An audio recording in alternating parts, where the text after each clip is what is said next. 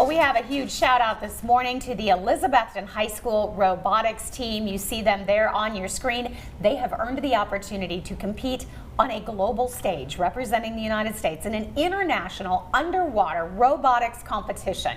They are heading to Canada, and we are honored to have John Lee, the robotics instructor, joining us here in studio, as well as some of the students from the team. We have Xander Jones and Anna Blackwell. Thank you guys all so much for being here. Thank you for having us. I feel like I'm going to put my hands up because I don't want to touch anything. I see all kinds of wires and devices. And let's start with you. Tell us a little bit about the robotics team at Elizabethton. So our robotics team is 3 years old at Elizabethton High School. I'm blessed with freshmen through seniors, a really good mix of students.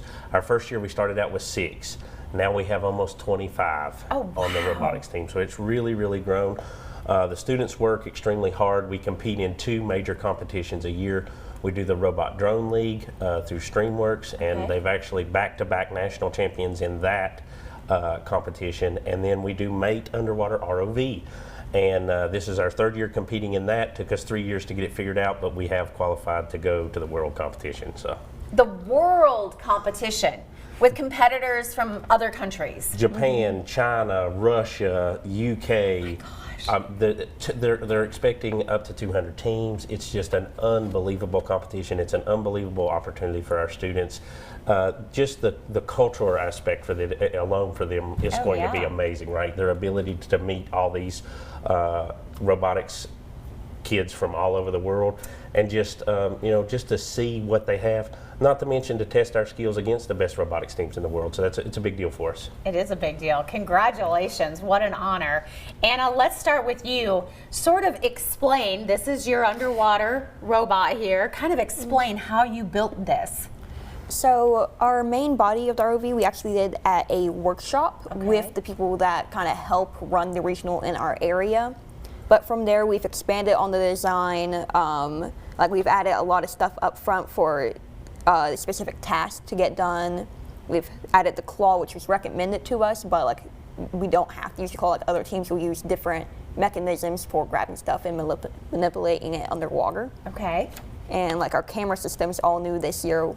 Like one main thing with this camera here is one of the tasks we have to identify different species of crabs with an AI and identify which ones are invasive. And actually brought a little crab with us here. Oh my goodness. Yeah. Okay. Yeah, this would be on the bottom of the pool. We'd have several of them, and we'd have to have a AI run through this camera and view them and figure out how many of the invasive species there are.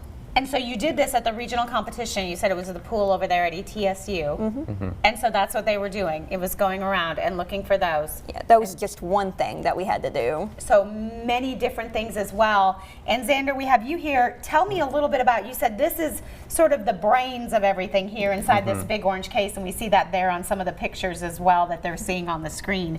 What does this part of it do? This is kind of the brains of it, right? Yeah, so this part is our control box. It runs basically everything.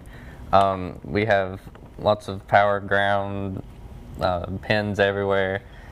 Basically, the premise behind it is we have 12 volts starting out. It gets converted to 9 volts so that we can use our Arduino Mega. Arduino Mega is what basically tells everything what to do, where to go. Okay. It's hooked up to the ESCs. The ESCs tell the thrusters like they which way to spin or like which one does which. Okay. And it's also hooked up to our claw, and it's how the claw gets power. Okay. And you can't really see inside. Our cameras are having a harder time getting in, but there are wires everywhere with all these little systems going on. What was it like for you guys competing at the regional level, getting that honor, and then finding out that you've been invited to compete in Canada? It was awesome. Yeah? Very exhilarating, because our past 2 times, our first time competing as a team, like we were nowhere close. This was our first time, whereas last year we were just 1 place below qualifying for Worlds. So I feel we worked really hard for it. So this was something you wanted, this was a goal you set out to do. Yeah. And what year are you guys? We're both seniors. Okay, so this is that senior year. Do we have a name? Have we named him? It's Otter 1. Otter 1. I love it. I love it. And Coach, you must be just so proud. I am. You know, I'm tickled to death. These are my two captains. You know, the big thing that a lot of people don't realize and why this is so important, the AI that we use, these students wrote and programmed that AI themselves. It's not something that we bought from anything. They literally, from the ground up, wrote a program and made that operational, trained the AI to work. The Arduino inside, they wrote all the code for it. It operates off of a PlayStation controller. So the life skills that they're learning and how employable they're going to be when they leave is it's just amazing what we have to offer and what they're doing. That is incredible. I can't wait to see where everybody ends up. And what are you most looking forward to in this competition? You said it's coming up in June, so you've still got some time to kind of prepare and raise some money, because it's going to cost quite a bit of money, I'm guessing, right? $30,000 for the whole trip.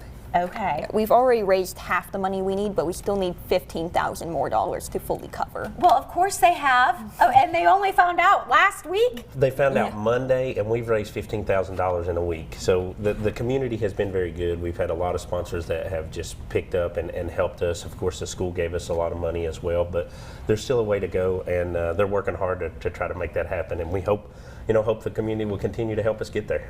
Absolutely, yeah. You got to raise the money. Yeah. So, kind of the shout out right now. What a wonderful way to support. And what are you most looking forward to when it comes to this trip in Canada?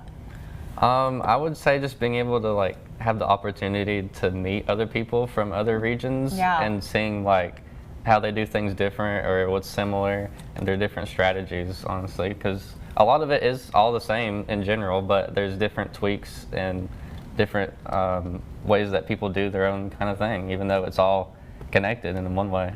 It's mind-blowing what these students have accomplished. Truly, the robotics teams are absolutely amazing. And John, of course, if anybody out there still looking to raise that $15,000, you would love that support. We would. We love the support. Please reach out to us at the high school. We're happy to talk to you about it.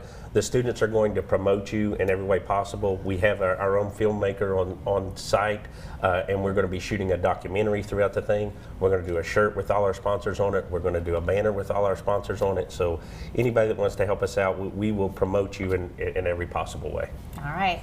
Our viewers, wheels are turning. How can we help the Elizabethton High School robotics team? Well, you can scan that QR code right there on your screen. You can see they've now raised $15,000, so they have $15,000 to go. Every contribution does make a difference. Scan that QR code, or you can call the number right there on your screen to help them achieve that honor. That's just going to be wonderful. Best of luck, you guys. Have the best time. Hopefully, we bring home a world title. Yes, yes. Come back and see us.